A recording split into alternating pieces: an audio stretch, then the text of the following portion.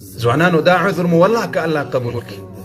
موږ لا هر ځوان سي ته اوس پوښتنه وکړي د دنیا پر قسم سیالي باندې به دی پوهېږي په تجارت به پوهېږي په ګټه به پوهېږي په تاوان به پوهېږي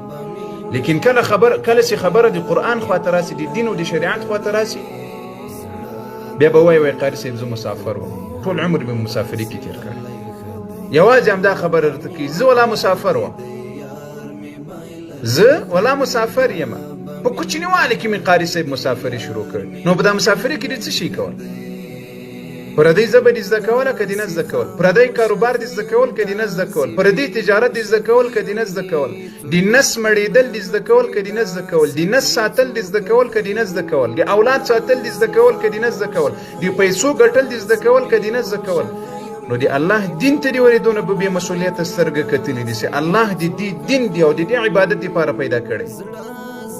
ځوانانو د الله جل وعلا په دین کې شرم مه کوئ د دین په زده کړه کې شرم مه کوئ د الله د عبادت باندې په پوهولو کې شرم مه کوئ